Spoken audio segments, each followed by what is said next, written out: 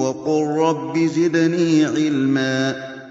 Alhamdulillah wa kafa wa salamun ala ibadihi alladhina istafa. Donc hier on a parlé de l'importance de suivre et de surveiller l'enfant dans son évolution. De même, parmi les choses à suivre dans l'éducation, c'est la dimension éthique de l'enfant. Faire attention que l'enfant il soit sincère, qu'il ne mente pas. Dès qu'on voit en lui qu'il apprend à mentir, qu'il apprend à tricher, qu'il apprend à dissimuler, à cacher la vérité, il faut le reprendre tout de suite. Il ne faut pas laisser cette mauvaise herbe s'installer et s'ancrer dans l'enfant. Donc tout de suite, il faut le reprendre. Une chose aussi, barakallahu fikum, un conseil. Des fois, certains parents sont beaucoup trop sévères avec les enfants. Ils ne savent pas mesurer dans la punition. Quand il fait une petite bêtise, il lui donne une très grosse punition. Donc quand il va faire une grande bêtise, il va faire quoi? Qu'est-ce qu'il pourra lui faire de plus? Donc ça pousse aussi l'enfant à mentir. Quand l'enfant a trop peur, il ment. Donc, il faut être juste. Pour une petite bêtise, petite punition. Pour une moyenne bêtise, punition moyenne. Pour une grande bêtise, une grande punition. Et les petites bêtises, des fois aussi, on ferme les yeux. On lui apprend aussi al-rahma, al-afu. Ça aussi, on lui enseigne que des fois, on pardonne. Mais on lui montre, j'ai vu ce que tu as fait. Mais je te pardonne pour cette fois. Attention la prochaine fois, par exemple. Donc, attention à ce que l'enfant soit toujours sincère. Qu'il évite de prendre l'habitude de mentir. Et il faut réagir dès le premier mensonge en lui montrant le droit chemin et en lui clarifiant les effets néfastes du mensonge et d'être un tricheur ou un menteur, et lui rappeler que le prophète sallallahu alayhi wa sallam a dit que le mensonge, il mène à la perversion et la perversion mène à l'enfer. De même que la véracité, ça mène à la bonté et le bien, ça mène au paradis. De même qu'il faut faire attention à ce que l'enfant ne soit pas un tricheur, qui n'essaie pas de falsifier, etc., etc. Toutes ces choses qui font partie de la morale et de l'éthique. De même, barakallahu fikum, qu'il faut faire attention au langage de l'enfant. Déjà, on a parlé du modèle. Donc déjà, les parents à la maison et en dehors de la maison, il faut qu'ils surveillent leur langage. Allah Ta'ala dit, ya ayyuhalladhina amanu, ittaqullaha wa qulu qawlan sadida. يصلح لكم أعمالكم ويغفر لكم ذنوبكم ومن يطع الله ورسوله فقد فاز فوزا عظيما. Ô vous qui avez cru, craignez Allah et dites des paroles droites. Allah vous corrigera vos actes et il vous pardonnera vos péchés. Et celui qui a obéi à Allah et à son messager, il aura gagné d'une grande réussite. De même, comme Anas ibn Malik a dit, le prophète sallallahu alayhi wa sallam n'était ni grossier, ni ne voulait le paraître. Il était loin de la grossièreté. Donc, un enfant aussi, il faut faire attention qu'il n'utilise pas la grossièreté, qu'il faut faire attention à son langage et le corriger dans son langage pour qu'il ait un langage propre et droit. De même, quand on suit la dimension éthique de l'enfant, il faut suivre aussi la dimension comportementale de l'enfant. Il faut regarder que l'enfant, il acquiert toutes les connaissances dans sa religion, dans les obligations individuelles ou dans les obligations d'exemption, fardu kifaya. Et on doit faire attention que cet enfant apprenne tout ce dont il a besoin dans sa foi, dans la lecture du Coran, dans la prière, dans les actes d'adoration, le licite et l'illicite. De même, tout ce qu'il a besoin de savoir au sujet de sa religion. De même, aussi tout ce qu'il a besoin de savoir au sujet de ce bas monde. Les sciences utiles qui vont lui servir comme culture générale dans sa vie, que ce soit l'histoire, surtout l'histoire de l'islam. Aujourd'hui, nos enfants, ils apprennent l'histoire de la France, etc.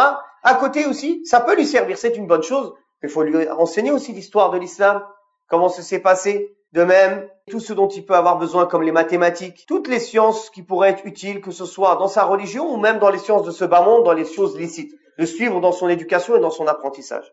Parmi les choses aussi qu'il faut gérer et qu'il faut suivre, c'est la dimension physique de l'enfant. L'éducateur de l'enfant, que ce soit son père ou son éducateur, il doit faire attention aux besoins nécessaires de l'enfant, en nourriture saine, en logique convenable et en tenue correcte. Avant, certains parents, subhanallah, ils étaient très avares avec leurs enfants. Tout ce qu'ils gagnaient, c'est pour construire la maison au bled. Et l'enfant, miskin, il est habillé, il a honte au milieu de ses amis. Et malheureusement, ça peut le pousser au vol. Pourquoi? Pour vouloir ressembler aux autres. Ça ne veut pas dire par là qu'il faut céder à tout ce que l'enfant demande. Je veux m'habiller de telle marque. Non. Il faut qu'il soit habillé proprement. Bien sûr, il ne faut pas gaspiller. Le prophète sallallahu alayhi wa sallam nous a interdit de gaspiller, même dans les vêtements. D'ailleurs, Allah Ta'ala auparavant nous a interdit le gaspillage, mais quelque chose de propre ou quelque chose de qualité selon nos moyens. C'est pas les dernières dépenses, c'est pour les enfants. Malheureusement, il y a certains parents, Quand c'est pour leurs besoins, ils font des grandes dépenses. Ils achètent des beaux vêtements, ils s'achètent des belles voitures, mais les enfants, ça passe en dernier. Non, il faut être juste, il faut ça, Inch'Allah, le nourrir, le loger, l'habiller convenablement, selon la bonne coutume. De même qu'il faut être vigilant concernant l'hygiène que l'islam a instituée en termes d'alimentation, de boisson et de sommeil. Alhamdulillah, l'islam nous a instauré plusieurs règles d'hygiène en cela, que ce soit la manière de manger, la quantité à manger, la manière de boire, les politesses. Tout ça, c'est des choses qui sont bonnes pour l'hygiène et pour la santé, de même que dans le sommeil. On faudra, Inch'Allah, veiller aussi sur l'enfant, qu'il respecte tout cela, qu'il ait une bonne alimentation et qu'il respecte les règles d'hygiène qui sont liées en cela. De même, la mère en particulier, elle doit faire attention aux maladies contagieuses et faire, comme la sunna le dit, isoler la personne qui a une maladie contagieuse. S'il y a un enfant dans la maison, il a une maladie contagieuse, il faut l'isoler des autres enfants. Car le prophète sallallahu alayhi wa sallam nous a appris à ne pas entrer dans un endroit où il y a une maladie, dans une ville où il y a une maladie contagieuse, ni à la quitter. Ça nous prouve et ça nous montre qu'il faut isoler les gens qui ont des maladies contagieuses pour ne pas qu'ils contaminent les autres. De même, il faut mettre en place aussi tous les moyens licites pour protéger, Inch'Allah, contre toutes sortes de maladies et les préventions contre toute maladie et suivre aussi médicalement nos enfants. De même qu'il faut habituer les garçons spécifiquement à avoir une activité physique pour que plus tard ce soit des vrais hommes qui soient complets religieusement, spirituellement, intellectuellement et physiquement. Comme ils disent, un esprit sain dans un corps sain. D'ailleurs, les Sahaba, dès tout petits, leur jeu c'était quoi? C'est des jeux qui apprennent plus tard à être des hommes et c'est des jeux plus tard qui peuvent leur apprendre même à combattre pour leur religion, à monter à cheval, tirer à l'arc, le combat. Et les enfants, ils aiment ça. Et en même temps, ils s'amusent, en même temps, ils se dépensent et en même temps, ça leur apprend à être des hommes et plus tard à pouvoir être courageux et à défendre un opprimé ou à défendre leur religion si le besoin est nécessaire. De même, faire attention à l'aspect psychologique de l'enfant.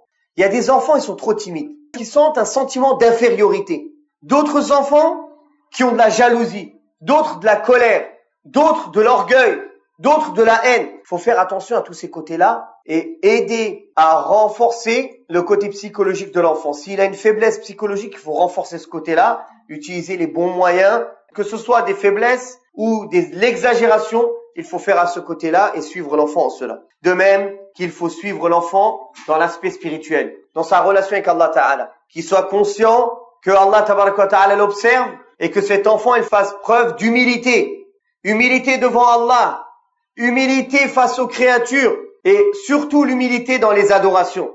Dès tout petit, à ce qu'il s'amuse pas dans les adorations et qu'il travaille son côté spirituel et qu'il combatte les mauvais aspects chez lui, comme la jalousie, se sentir supérieur aux autres, comme le fait de mépriser les autres.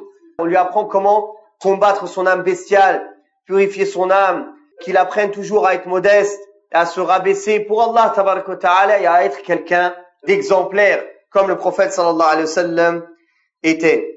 De même qu'on doit enseigner à l'enfant à être autocritique, à accepter la critique et à lui-même à se faire des autocritiques, à se faire un point sur lui-même, à savoir quand lui il a une faute, il a fait une faute, il reconnaît lui-même la faute et il sait que cette chose est mauvaise et il essaie de se corriger et on lui apprend le repentir. C'est une des meilleures manières pour corriger les âmes. Ça nous apprend premièrement à regretter nos erreurs, rabaisser devant Allah, reconnaître nos fautes et ça nous apprend à se corriger. Donc regardez tout le bien que réunit le repentir et tawbah. C'est une des adorations par lesquelles quelqu'un se corrige le plus. Allah aime les gens qui reviennent souvent à lui. Comme Allah a dit aussi des prophètes. C'était quelqu'un qui revenait tout le temps à Allah, tabaraka wa ta'ala. Allah ta'ala l'a pardonné, il a accepté le repentir du prophète. Moussa alayhi salam, il dit, je me suis repenti à toi. Allah ta'ala, en parlant des qualités des croyants, la première qualité qu'il cite, at-ta'ibun, at-tawbah. On doit planter cela chez l'enfant. Wallahu ta'ala a'lam wa sallallahu ala Muhammadin wa ala alihi wa sahbihi wa sallam. Walhamdulillah. وقل رب زدني علما